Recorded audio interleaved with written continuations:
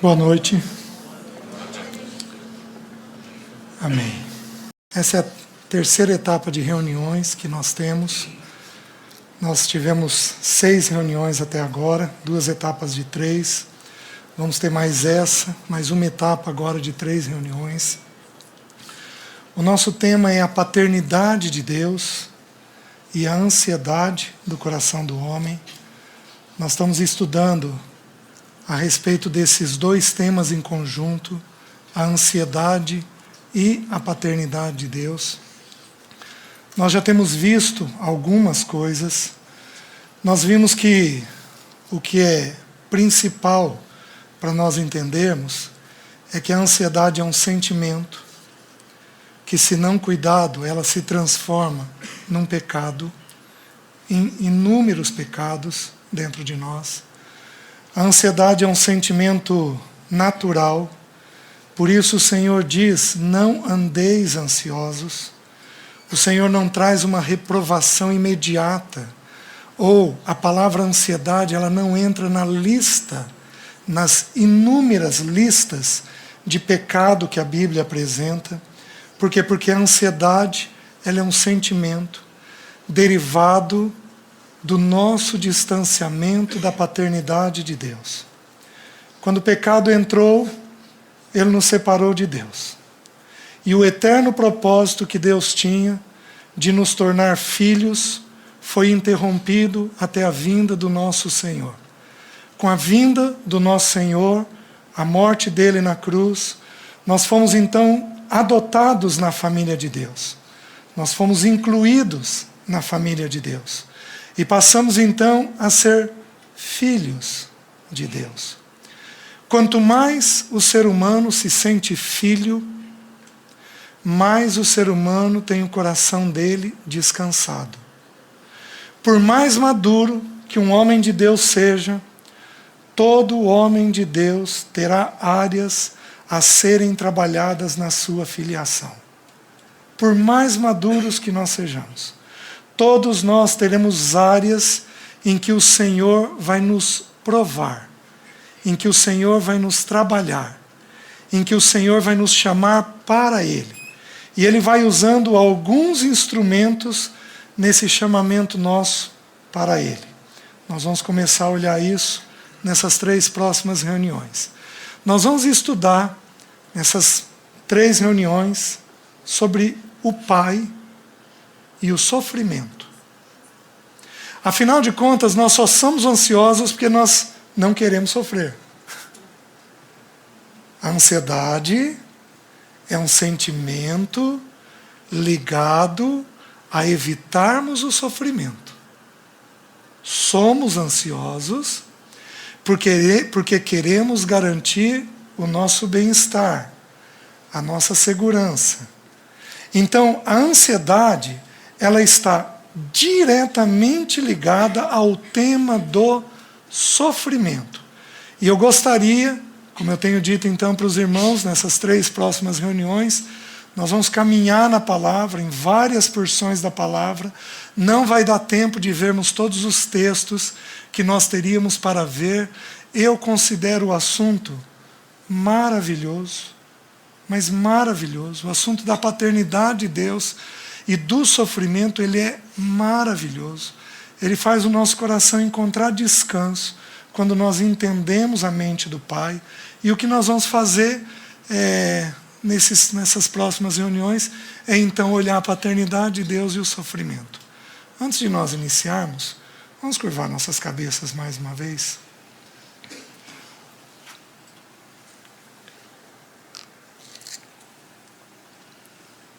Pai, ajuda-nos.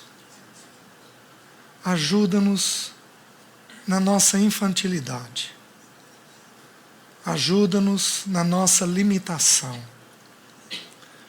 Ajuda-nos, Senhor, nas nossas incompreensões. E eu peço que o Teu Espírito Santo nos visite essa noite. Senhor, abre os olhos do nosso entendimento. Visita os nossos corações e dá-nos uma visão do Pai e do Filho. Bendito Espírito, nos toma pela mão nessa noite e nos conduz na tua palavra, para que o teu nome seja glorificado. Em nome de Jesus. Nós sabemos que o Senhor traçou um plano na redenção. Nós sabemos que o alvo dele é nos tirar do pecado, nos adotar na família dele e trabalhar os nossos corações para sermos a semelhança de Cristo. Então todo o trabalhar dele visa formar Cristo dentro de nós. O Senhor Jesus, quando ele vem, ele se revela como Filho de Deus. Por quê? Porque o Filho tem a finalidade de revelar a imagem do Pai. Então Jesus é Filho de Deus para nos mostrar quem é o Pai, quem é Deus Pai. Mas Jesus também é o Filho do homem. Ele se revelou também como Filho do homem, não apenas como Filho de Deus. Por que ele se revelou como Filho do homem? A expressão Filho do homem tem a finalidade de nos mostrar um caminho, de nos mostrar como homens, como seres humanos, nós devemos nos portar nesta terra. Então, Jesus, como Filho do homem, ele ensina para todos nós o caminho que nós devemos viver nessa terra. Devemos aprender a pensar o que ele pensou, sentir como ele sentiu, andar como ele andou, tocar as pessoas da maneira pela qual ele tocou. A finalidade dele como Filho do homem é trazer para nós um caminho, é trazer para nós uma maneira de viver. Queridos, o pecado, ele nos tornou tão deficientes, mas tão complicados, que nós precisamos de modelo. Nós precisamos ver alguém para poder aprender a agir.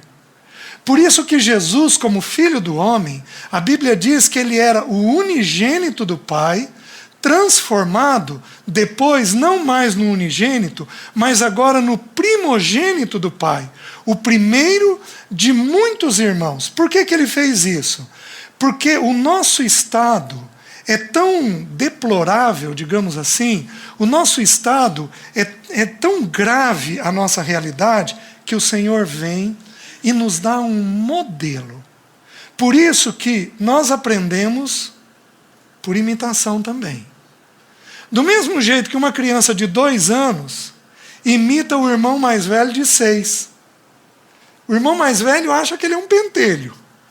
Acha que ele está incomodando, mas ele não está incomodando. Ele está aprendendo com o modelo do irmão mais velho. Ele está olhando alguém para, através dessa imagem, ele aprender como se comportar nessa vida. Paulo falou isso com muita clareza para nós aos Coríntios. Ele diz assim: sede meus imitadores, como eu sou de Cristo. Não tem problema nós imitarmos um ou outro irmão, desde que aquilo que aquele irmão faça seja da natureza e da pessoa do nosso irmão mais velho, que é o nosso Senhor Jesus. Todos nós precisamos desse processo de aprendizado. Deus trilhou esse plano, um plano de formar em nós o bendito caráter do seu Filho. E quando Deus define este plano de formar Cristo dentro de nós, Deus toma 3 instrumentos para formar Cristo dentro de nós.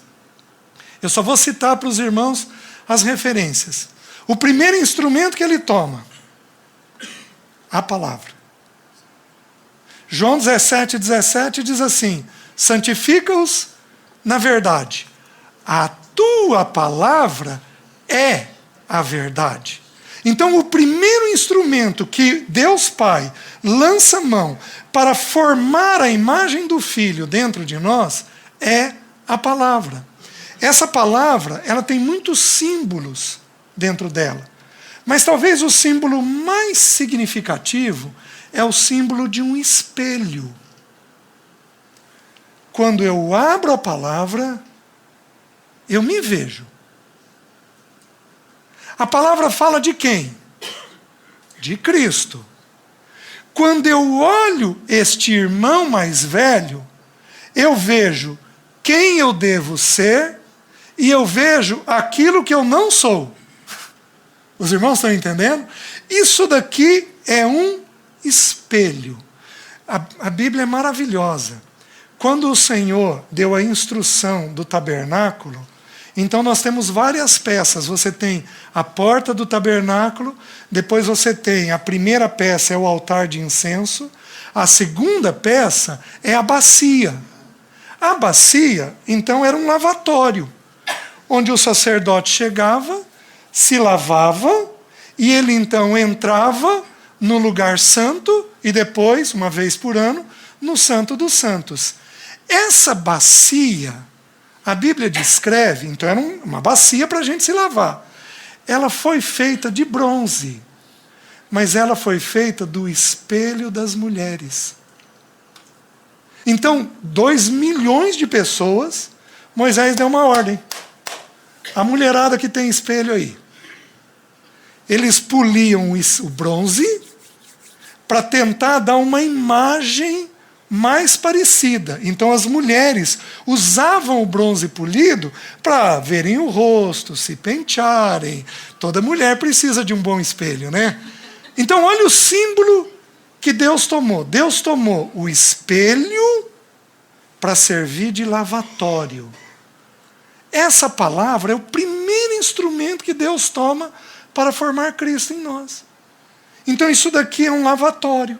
Nós chegamos diante disso e nós vemos como nós devemos ser. Os irmãos sabem muito bem dessa realidade. Esse é o primeiro instrumento.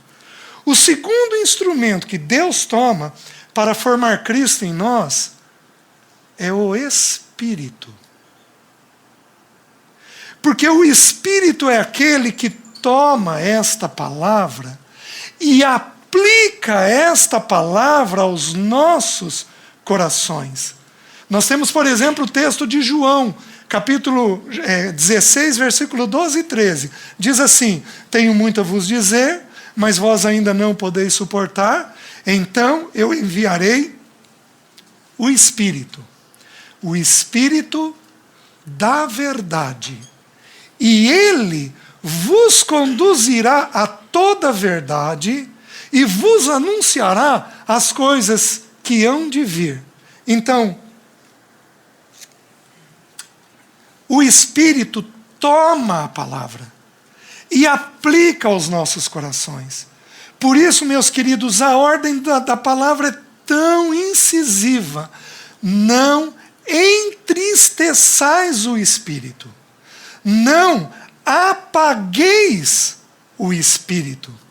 Não entristeçais, não apagueis o Espírito. Por quê? Porque o Espírito é aquele que precisa estar vivo dentro de nós, é óbvio que ele está vivo, mas precisa manter uma viva comunhão conosco para poder tomar a palavra e aplicar ela aos nossos corações. Esse é o segundo instrumento. Mas, meus queridos, esses 2 primeiros nós nos damos bem. Mas o terceiro instrumento que o Senhor toma para formar Cristo em nós é a dor. Abram em Hebreus capítulo 5, versículos 7 e 8. Um texto muito conhecido, falando do nosso Senhor Jesus no Getsêmani, quando o nosso Senhor suou sangue. Hebreus capítulo 5, versículos 7 e 8. Diz assim: ele, Jesus, nos dias da sua carne, vai se referir agora ao Getsêmani, tendo oferecido, com forte clamor e lágrimas, orações e súplicas a quem o podia livrar da morte, e tendo sido ouvido por causa da sua piedade, embora, sendo filho, aprendeu obediência pelas coisas que sofreu. De que jeito que o filho aprende a obedecer? Então, bem-vindos à vida. Bem-vindos à carreira cristã. A regra é muito simples. Quem não aprende por ouvir, aprende por sofrer. Mas que Ele vai nos ensinar, Ele vai nos ensinar. Que Ele vai trabalhar, Ele vai trabalhar. Então nós vamos estudar esse instrumento que Deus toma, esse instrumento da dor que Deus toma, para formar dentro de cada um de nós a realidade da vida do Filho de Deus. Meus queridos, qual era a necessidade de Jesus sofrer? Pensem comigo. Ele era obediente em tudo. Jesus aprendia por ouvir ou por sofrer? Por ouvir. Jesus tinha necessidade de sofrer para ser obediente?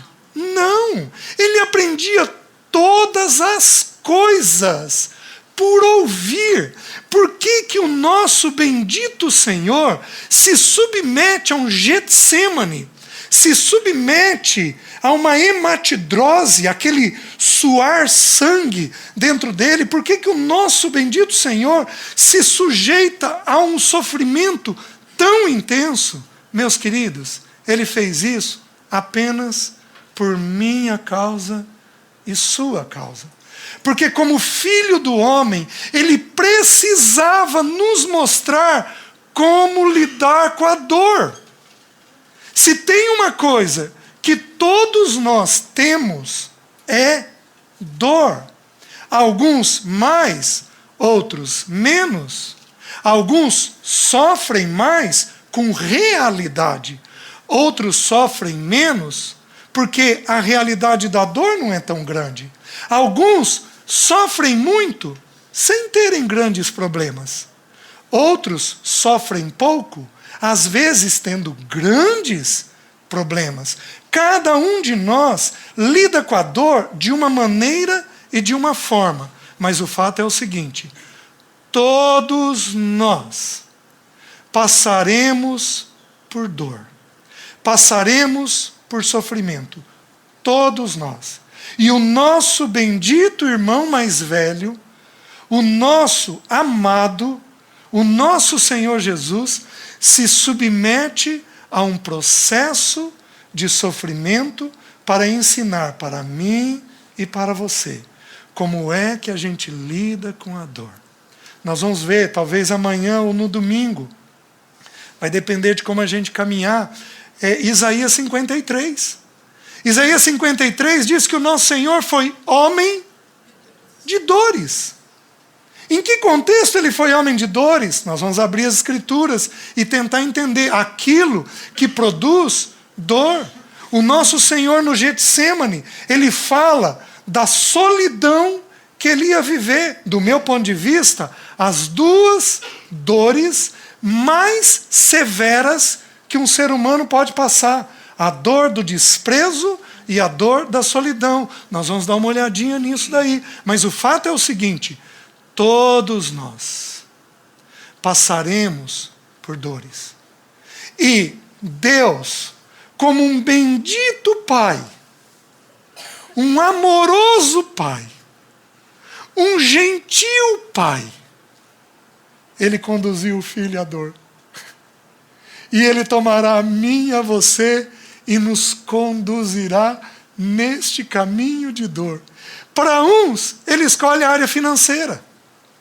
Para outros, Ele escolhe a área da saúde. Para outros, Ele escolhe a área do relacionamento. Para outros, Ele escolhe a área profissional. Para cada um de nós, feito um bendito cirurgião, o Pai escolhe a área com precisão, mas uma precisão cirúrgica. Ele escolhe a área em que nós vamos sofrer, para formar a imagem do seu Filho em nós. Os irmãos estão entendendo? É tão simples. Isso já foi dito tantas vezes para os irmãos, só que eu quero atrelar a questão da dor à figura do Pai. Embora sendo filho, aprendeu obediência pelas coisas que sofreu. você não sofre à toa. Toda dor é medida pelo Pai. Toda dor é medida por Deus Pai. Ele sabe exatamente onde está me levando e onde está te levando através da dor. Deixe-me mostrar alguns textos para os irmãos que eu acho impressionante. Abram em Isaías, capítulo 69. 64, desculpem.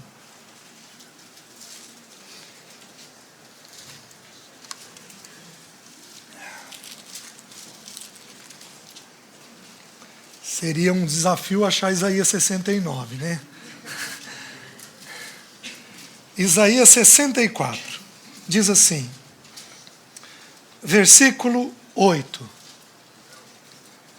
Mas agora, ó Senhor, Tu és nosso Pai, e somos o barro. Nós somos o barro, e Tu, o nosso oleiro, e todos nós, obra das Tuas mãos. Queridos, o nosso papai, o nosso Abba, se revelou na figura de quem aqui? De um oleiro. O que um oleiro faz? Ele pega o vaso, desfaz. E começa a fazer de novo. Ele, na docilidade dele, no amor dele, na criatividade dele, porque cada vaso serve para uma finalidade, ele, no amor eterno dele, como um pai, nos toma como um vaso. E ele precisa quebrar este vaso. Ele precisa desfazer este vaso. Ele precisa tirar as impurezas desse vaso. Ele precisa, às vezes, para que o vaso contenha mais bendito perfume, bendito conteúdo, que é a vida dele mesmo, ele precisa alargar este vaso. Mas ele faz isso na figura de um pai e de um oleiro. Os irmãos estão conseguindo entender? Nunca dissocie da sua dor a figura do Pai. Meus queridos, é tão interessante. Se eu fosse pensar com a cabeça de uma criança, eu aceitaria, eu lutaria com aquilo que o pai faz. Mas na cabeça de um pai nós não temos problema de entender. Às vezes é complicado a gente entender como é que um pai pode produzir um sofrimento. Mas vamos pensar um pouquinho com a cabeça de uma criança. Digamos que nós estejamos aqui no quarto andar. E tem janela aqui. E tem um banquinho ali com criança pequena. Eu, como um pai responsável, vou fazer o quê? Tiro a criança do banquinho e vou tirar o banquinho da janela. A criança pode começar a chorar por não entender aquilo que eu estou fazendo. Mas o que eu estou fazendo é segurança para ela. Os irmãos entendem? Deus não faz de forma diferente conosco. Ele faz da mesma maneira conosco. Como eu falei na reunião de fevereiro, eu disse para os irmãos o seguinte: toda limitação que o Pai traz tem a expressa finalidade de trazer proteção. Toda limitação que Deus Pai traz tem a expressa finalidade de trazer para nós proteção. Meus queridos, quando o Pai desfaz, diminui o vaso da gente, às vezes te tira de um emprego, reduz teu salário pela metade. Você era um vaso assim, ele faz um vasinho assim. Ele sabe exatamente onde está te levando. Mas exatamente. Amém? Amém. É. Quando ele nos fere com uma dor, com uma doença, quando Ele nos fere com um relacionamento. Meus queridos, esse bendito papai está apenas formando o Senhor Jesus dentro de nós. Como aquela criança não entende a proteção que o pai está trazendo, nós precisamos aprender com urgência, mas com urgência, para termos uma vida mais descansada. Nós precisamos entender que quando Ele move algo na nossa vida, Ele é um pai, feito um oleiro, trazendo uma limitação, porque nós não podemos estar na condição que estávamos antes. Segundo aos Coríntios, capítulo 4, versículo 4, diz uma coisa linda. Assim, temos, porém, este tesouro em vasos de barro. Nós somos pó. Meus queridos, o que é o barro? Água e terra. Nada além disso. O que nós somos? Água e terra. Vocês sabiam que nós temos a mesma constituição do planeta Terra? Porque nós somos feitos da terra. 70% de água, 30% de terra. Porque nós somos feitos deste mundo. Por isso nós temos a mesma natureza deste mundo. Queridos, somos frágeis. O salmista diz que ele sabe que nós somos pó. Aliás, ele fala isso também na figura de um pai. Usando, é uma dos textos onde ele usa a figura de um pai. Que esse pai se compadece de nós porque ele sabe que nós somos pó. Então nós temos que ser cuidados por esse bendito Senhor. Então Ele vai vir para nós e vai trazer, feito um oleiro, a dor do quebrantamento. Feito um oleiro, Ele vai trazer a dor do quebrantamento. Particularmente, eu acho que de todas as dores que nós podemos viver, nenhuma dor é como a dor do pecado. De todas as dores que nós podemos viver, nenhuma dor dói tanto quanto a dor do pecado. Um marido que não se acerta diante de Deus, uma esposa que não se corrige diante do Senhor, um filho que não se desprende de um pecado, um pai que não muda para estabilizar uma casa. Não há dor maior do que a dor do pecado. Existem dúzias de dores, infinitas dores, mas nenhuma dor é uma dor tão sofrida e tão difícil quanto é a dor do próprio pecado. Abram em Jeremias, capítulo 18, é um texto muito conhecido. Capítulo 18, versículo 1. Palavra do Senhor que veio a Jeremias dizendo: Dispõe-te e desce à casa do oleiro, e lá ouvirás as minhas palavras. Desci à casa do oleiro, e eis que ele estava entregue à sua obra sobre as rodas. Como o vaso que o oleiro fazia de barro, se lhe estragou na mão, tornou a desfazer dele outro vaso, segundo bem lhe pareceu. Queridos, o Senhor vai ter que nos tomar de tempo em tempo e vai ter que nos desfazer. E Ele faz isso como um papai. Por isso que o nosso irmão mais velho, na agonia dele, suando sangue, ele diz assim: Abba, Pai. Ele está ensinando a mim e a você como é que a gente lida na dor. Na dor, a gente diz: Papai, Paizinho, o Senhor sabe onde está me levando. O Senhor sabe o tamanho do quebrantamento que eu preciso ter. O Senhor sabe o quanto esse vaso precisa ser desfeito. Em que área esse vaso tem que ser desfeito? Em que processo esse vaso tem que ser desfeito. O Senhor sabe exatamente aquilo que está fazendo comigo. Meus queridos, não há. Em algumas situações, todos nós aqui, em algumas situações, cresceremos por ouvir. Mas em muitas situações, cresceremos por sofrer. Porque Ele vai permitir para nós, feito um Pai, Ele vai permitir para nós a dor nesta vida. Vejam, deixe-me lhes mostrar. O irmão Abílio abriu esse texto, abram em Romanos.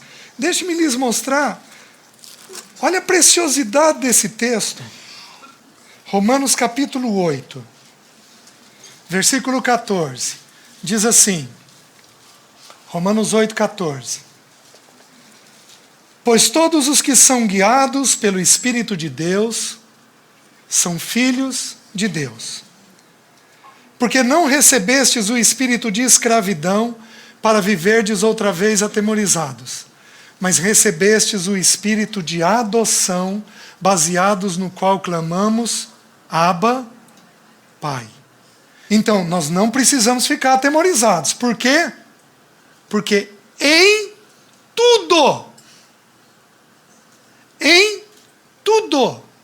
se o Senhor nos permitir, amanhã eu vou mostrar para os irmãos um texto que diz que até quando nós estamos colhendo o fruto do nosso pecado, Ele, como um Pai, nos toma pela mão.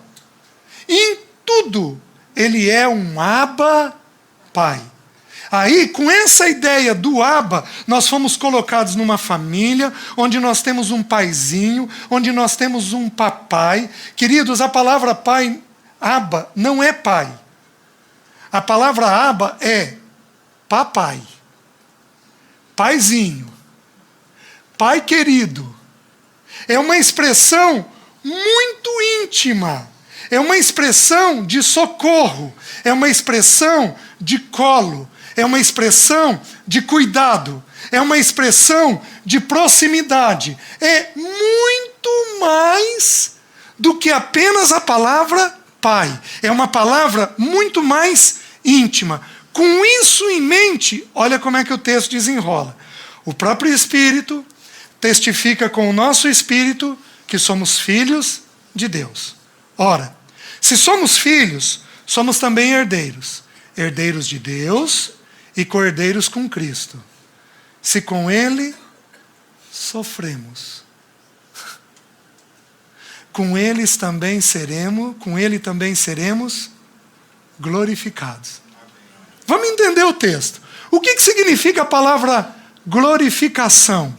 A palavra glória significa honra. Honra tudo aquilo que Deus é. O que significa a palavra glorificação? Significa que aquilo que Ele é, está em mim. Então olha o que o texto está fazendo. Se com Ele sofremos, também com Ele teremos a glória dEle, a imagem dEle. Teremos aquilo que Ele é. Então, a finalidade de Deus ao nos trazer um sofrimento, feito um papai, a finalidade de Deus ao trazer sofrimento é produzir em nós a imagem de Cristo. Mas ainda tem uma outra coisa curiosa nesse texto. A palavra filhos no versículo 16, ela significa teknon no original, que significa criancinha. Ora, o Espírito testifica com o nosso Espírito que somos criancinhas de Deus. Aí vem e diz assim, eu vou sofrer e eu vou ter a imagem de Cristo. Aí o versículo 18 diz assim, para mim tenho por certo que os sofrimentos do tempo presente não podem ser comparados com a glória a ser revelada em nós. A ardente expectativa da criação aguarda a revelação dos filhos de Deus. Sabe o que é essa palavra filhos agora no original? Huios. Filho adulto. Filho maduro. No versículo 16 eu tenho criancinha. No versículo 19 eu tenho filho adulto. E o que eu tenho no versículo 17 e 18? no versículo 17 e 18 eu tenho sofrimento. Deus, Pai. Meus queridos, se houvesse outra forma, ele lançaria mão de outra forma. Ele lançou mão desta forma. A forma é nos conduzir de tempo em tempo a um sofrimento. E naquele sofrimento, revelar a bendita imagem de Cristo dentro de nós. Os irmãos estão entendendo? Meus irmãos, somos queixosos demais. Mas somos queixosos demais. Somos desesperados demais. A gente supõe que o pior sofrimento que existe é a da morte. O nosso Pai, sabe como é que vê a morte?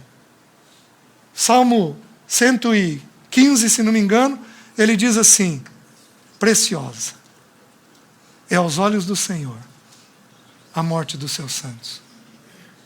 Enquanto nós choramos, e é óbvio que nós vamos chorar, porque a morte produz dor, enquanto choramos, o Senhor rejubila quando um santo morre. Porque finalmente é o tão esperado encontro do pai com o filho, onde o filho vai ver o pai plenamente, vai ver o pai, vai conhecer o pai. 1 Coríntios 13, aquele texto de amor, Paulo fala isso. Um dia então conheceremos, como dele somos conhecidos. Meus queridos, nós não temos a mente de Deus. Nós precisamos aprender as coisas da vida com a mente de Deus, com os olhos de Deus, porque são olhos de um Pai, de um bendito Pai, nos conduzindo a algo santo, a algo perfeito, a algo puro, a algo onde a vontade dele é boa, perfeita, agradável. Só que nós não temos essa realidade. E muito nós não temos porque os nossos pais terrenos não cumpriram a obrigação que eles tinham que cumprir. Qual era a obrigação que eles tinham que cumprir? A obrigação deles era de trazer a imagem de Deus Pai para nós. E muitas vezes eles não trouxeram essa imagem. Aí, alguns de nós têm profunda dificuldade de ir até Deus. Vocês querem ver? Talvez, eu acredito, que a pior tragédia que eu já vivi para aconselhar é quando você pega uma filha abusada pelo pai. E eu não posso, na clínica, dizer para essa pessoa que Deus é um papai.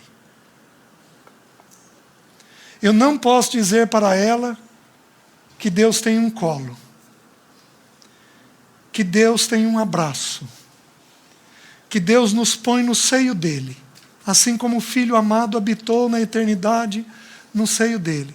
A gente não tem condições de dizer isso, porque isso é horrível para a mente dessa pessoa. Nós não temos noção do que é tragédia.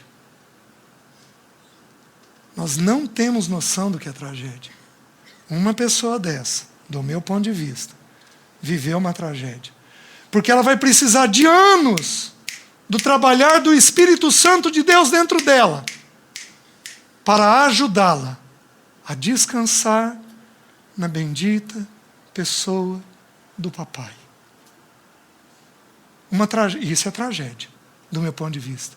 Mas o Espírito lançou mão de um recurso. Qual recurso? Nós temos um irmão mais velho, que nos revela a imagem desse Pai, que também nos abraça, que também, à semelhança de João, nos põe no ombro dele. Então nós precisamos entender essa mente de Deus Pai, esta maneira que Ele está fazendo comigo e com você, para formar a bendita figura de Cristo dentro de nós.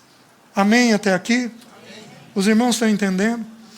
Eu preciso dizer algo, eu preciso falar algo meio meio técnico, digamos assim, para a gente entender. Da onde vem o sofrimento?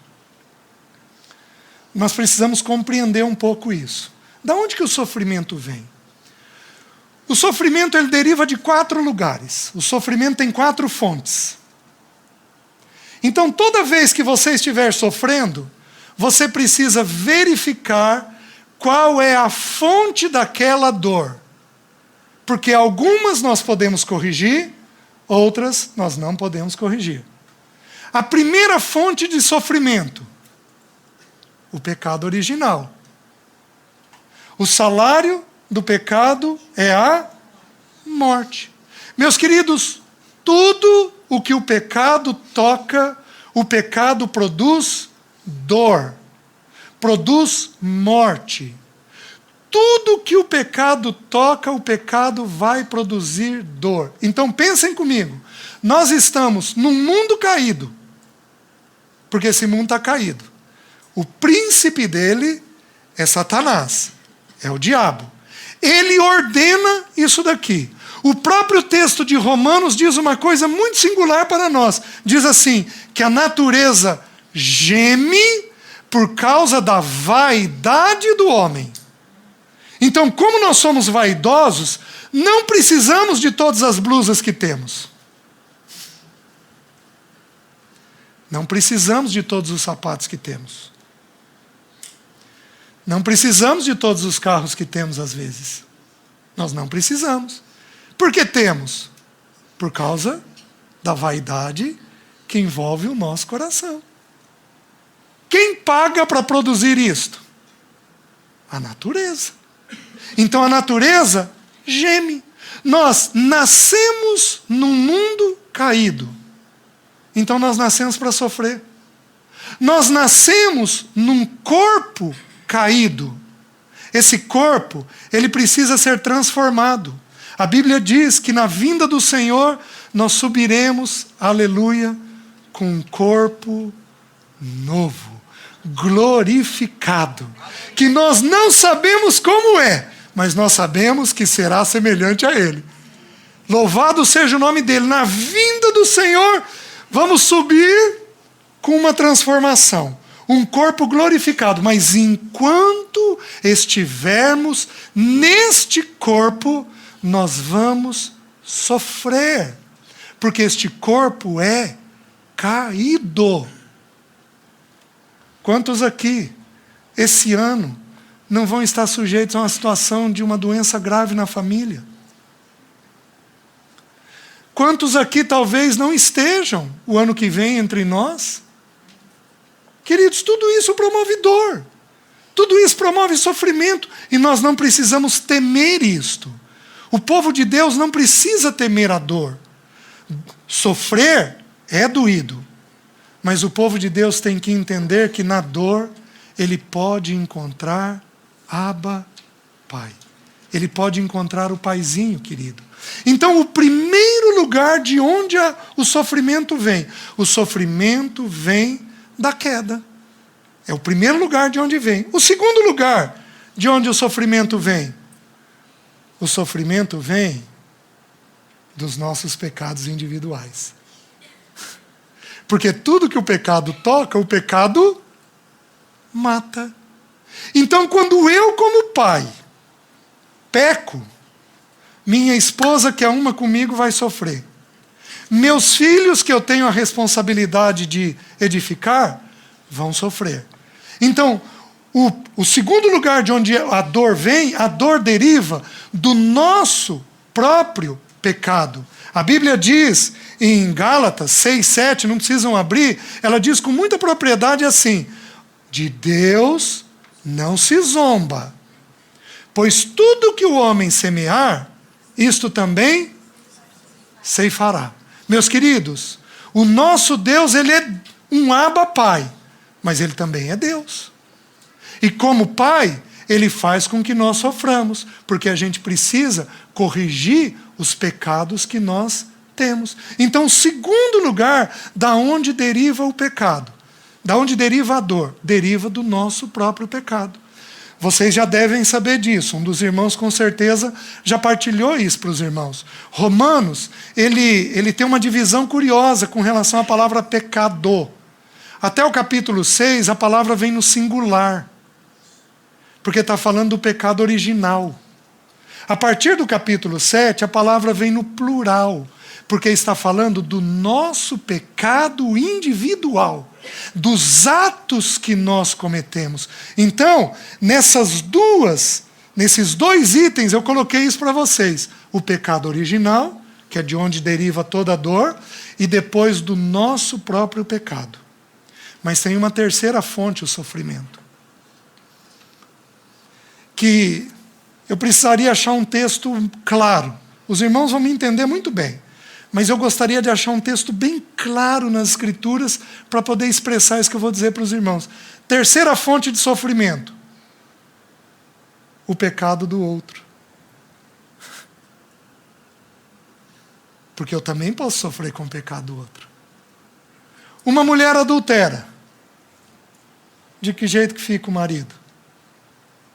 Sofrido. Um pai entra em dívida. De que jeito fica a casa? Sofrida. Então, a regra nas Escrituras é muito simples. Na vida familiar, seja casamento, família ou igreja, na vida familiar a regra é muito simples.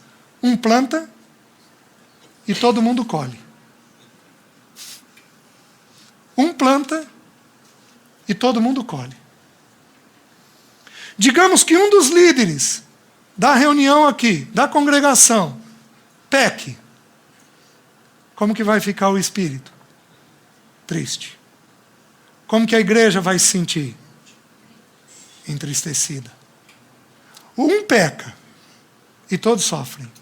É tão interessante nas ofertas, quando a gente estuda as ofertas lá em Levítico, na oferta da transgressão, se não me engano, o sacerdote oferecia um boi pelo pecado de toda a nação.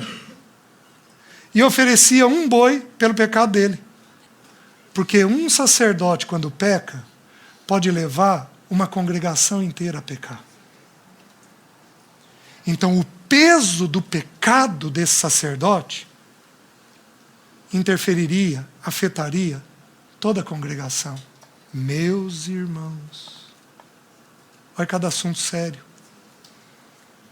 Então, o terceiro lugar de onde a dor vem do pecado do outro, daquele que está perto de mim, que peca. Eu posso sofrer dores por causa dele. E o último lugar de onde vem a dor? De Deus. Do próprio Deus. Por que eu não estou incluindo o diabo? Porque o diabo veio para roubar, matar e destruir. O diabo é um destruidor. O diabo produz muita dor. Mas, na cruz do Calvário, a cabeça da serpente foi pisada. Louvado seja o nome do Senhor. O calcanhar do nosso Senhor foi mordido. Mas a cabeça da serpente foi pisada. E aí o Senhor diz lá em Colossenses capítulo 2, versículo 10 assim: Cristo é o cabeça de todo principado e potestade. O diabo não pode fazer nada que Deus não diga para ele sim. Por isso, o diabo, segundo o meu entendimento, eu entendo que ele promove dor, mas ele tem que promover dor dentro da permissão de Deus Pai. Porque Cristo se tornou Senhor de todo principado e potestade. Os irmãos estão entendendo? Por isso que em Jó, quando você estuda Jó, e você vê Deus reunido com os filhos dele, diz que chega Satanás. E Deus, como um pai, diz assim: observasse o meu servo Jó? Gente, que pai mais estranho, né? virar para Satanás e chamar, pedir para o diabo pôr o olho em você. Põe o olho no meu servo. Ah, eu estou vendo teu servo. Mas o teu servo te ama porque você encheu ele de coisa boa. Tá bom. Tira tudo que ele tem. Se você tirar o que ele tem, ele não vai te adorar, ele não vai te amar. Tá bom, pode tirar. Satanás tentou Deus dizendo o seguinte: o homem só ama Deus porque Deus dá coisas boas para ele. E Deus, como um pai, queria chegar no capítulo 42 com Jó. E simplesmente usou o diabo. Simplesmente usou Satanás. Deixe-me dar um texto. Esse assunto ele é importante. Deixe-me mostrar uma curiosidade das Escrituras para os irmãos. Abram em 2 Samuel 24. Os irmãos já devem saber disso, mas é muito curioso. 2 Samuel 24. Versículo 1. O Senhor, como um pai, vai disciplinar a nação de Israel. Tornou a ira do Senhor a acender-se contra os israelitas. E ele incitou a Davi contra eles, dizendo: vai, levanta o censo de Israel e de Judá. Deus ficou irado com a conduta dos israelitas. E ele incitou a Davi para levantar o censo. Certo? Está claro o texto? É claríssimo. Quem que incitou Davi? O Senhor. Olha a mesma história contada em 1 Crônicas 21. 1 Crônicas 21, versículo 1. Diz assim, olha o que diz, o mesmo texto. Diz assim: então Satanás se levantou contra Israel e incitou a Davi a levantar o censo de Israel. Meus queridos, eu te pergunto, quem que foi? Foi Deus ou o diabo? Foi Deus usando Satanás. Prestem atenção. Para nós, Satanás é um inimigo. Ele é o inimigo das nossas almas. Ele é furioso contra nós. Ele nos detesta, porque somos povo de Deus. Ele quer nos destruir, porque somos povo de Deus. Para nós, ele é um inimigo. Mas para o Senhor, ele é só um servo. Para Deus Pai, ele não é nada menos, nada mais do que um servo, para cumprir os benditos propósitos do Senhor, neste caso, na vida de Davi. Usou Satanás. O pecado é de quem? Dos israelitas e de Davi. Por que Satanás conseguiu incitar o coração de Davi? Porque Davi deu espaço. Satanás foi um leão rugindo para devorar Davi, e Davi abaixou a guarda.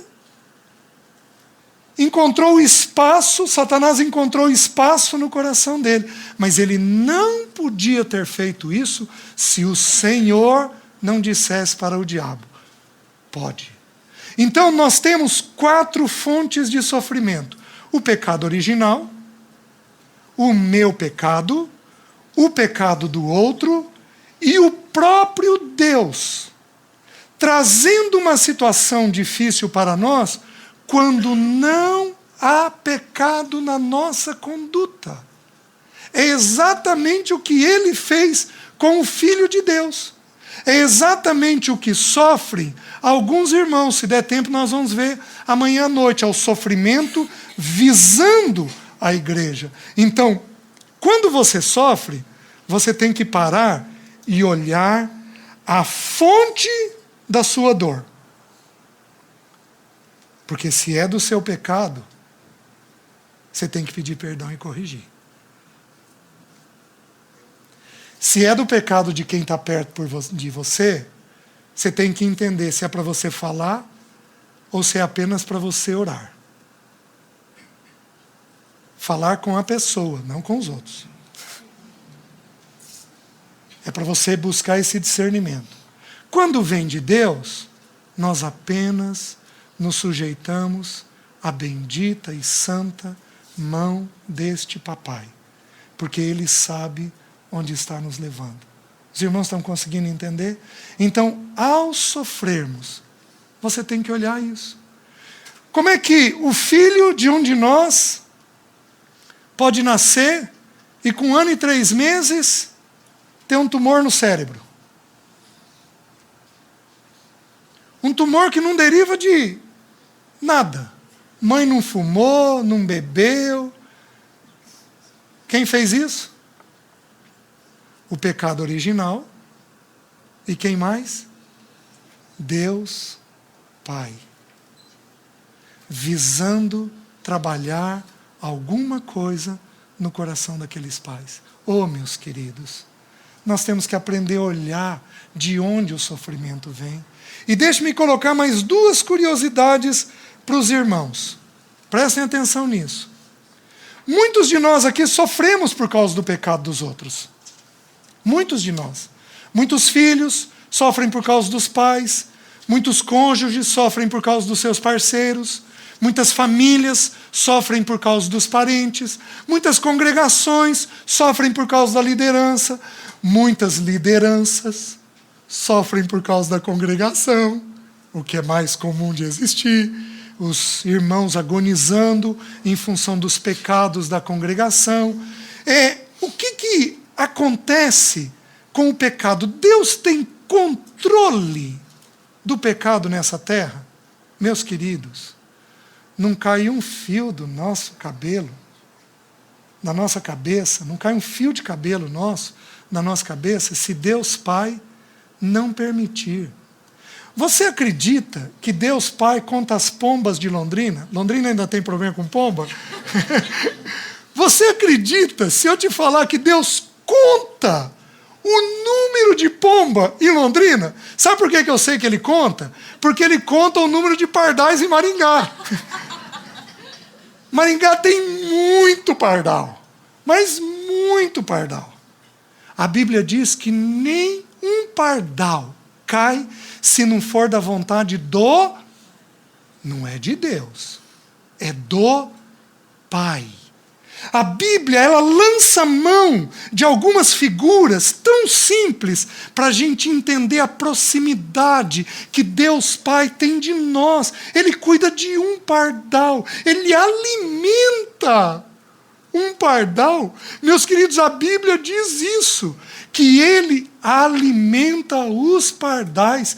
Não andeis ansiosos, olhem os pardais, eles não plantam, não colhem, não ajuntam em celeiros, contudo, o vosso Pai Celeste é quem cuida. Meus queridos, Ele alimenta. A mamãe pardal sai do ninho, e quem é que providenciou comida para ela? O Pai.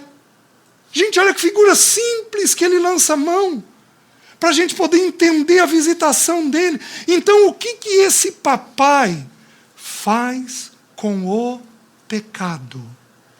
Ele controla o pecado na medida, com exatidão. O pecado das pessoas contra nós nunca vem numa proporção menor, mas também nunca vem numa proporção maior. Abram em Gênesis, capítulo 45. José com os irmãos. Gente, olha que texto maravilhoso, versículo 5. José falando para os irmãos que tinham traído ele. Ele diz assim: agora, pois, não vos entristeçais, nem vos irriteis contra vós mesmos, por me haverdes vendido para aqui, porque para a conservação da vida Deus me enviou adiante de vós. Sabe por que sofremos, querido? Para a conservação da vida. Sabe por que Deus me coloca num sofrimento? Tiago diz assim: está alguém entre vós alegre? Cante louvores. Está alguém entre vós sofrendo? Faça oração. Quando eu sofro, eu busco a Deus, e a vida de Deus é preservada dentro de mim. Porque para a conservação da vida, Deus me enviou adiante de vós. Não queixe do seu salário, porque tem uma chance grande de você ganhar mais e se perder com dinheiro. Deus sabe a medida certa, como um papai, cuidando de nós. E aí o texto continua, porque já houve 2 anos de fome na terra, e ainda restam 5 anos em que não haverá lavoura nem colheita. Deus me enviou diante de vós para conservar vossa sucessão na terra e para vos preservar a vida por um grande livramento. Agora veja o versículo 8. Assim, não fostes vós que me enviastes para cá, e sim Deus. Então presta atenção. Deus tomou a inveja dos irmãos de José, tomou o pecado dos irmãos de José e usou o pecado daquelas pessoas na vida de José para conservar a vida de muitas pessoas. Você está entendendo? Quando alguém pecar contra você, lembre disso. Lembre que o papai está permitindo que alguém peque contra você para conservar a vida dentro de você. Aquilo não é para destruição. Aquilo não é por maltrato. Aquilo não é perversidade de um pai. Aquilo é conservação da vida dentro de nós. Veja um pouquinho mais. Vejam o capítulo 50 ainda, de Gênesis. Versículo 20. E olha o que esse Deus Pai faz. Vós, na verdade, intentastes o mal contra mim, porém Deus o tornou em bem, para fazer, como vedes agora, que se conserve muita gente em vida. Esses dias ouvindo um especialista em missões, especialmente no mundo muçulmano. O grande problema no mundo muçulmano, ele um missionário, é que nos faltam mártires. Porque quando há um mártir, muitas pessoas se convertem. Aí você pega Apocalipse, onde os irmãos estão clamando pelo sangue deles que foram derramados, e lá em Apocalipse o texto diz assim: não, ainda não se cumpriu o número de conservos que precisam ser mortos. Aí, meus irmãos, o Senhor levanta um ISIS para matar irmãos. Alguém me falou ontem que esses dias colocaram possivelmente 6 irmãos, não sei se eram irmãos ou não, mas é quem eles perseguem, numa jaula, como aquele piloto jordaniano que eles queimaram numa jaula. Colocaram 6 pessoas numa jaula, que eu suponho que eram irmãos, e jogaram no lago. Mas a igreja de Deus precisa de conservos que morram. Porque aos olhos de Deus, a morte produz vida. Deus pensa de forma contrária a nós. Aos olhos de Deus, a morte produz vida. Tudo aquilo que morre produz vida aos olhos de Deus. Se vocês querem fazer uma coisa, orem. Orem como igreja pelos irmãos que estão sendo perseguidos. Eles precisam das nossas intercessões. É um povo solitário.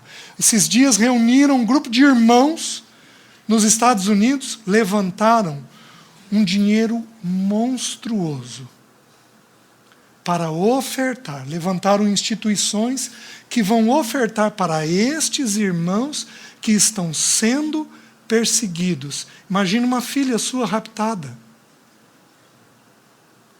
Imagina um filho pequeno seu sendo levado a ler, a deixar de ler a Bíblia, a confessar um outro Deus que não existe, a decorar aquilo. Imagina esse sofrimento, meus irmãos, imagina os pais dessas crianças.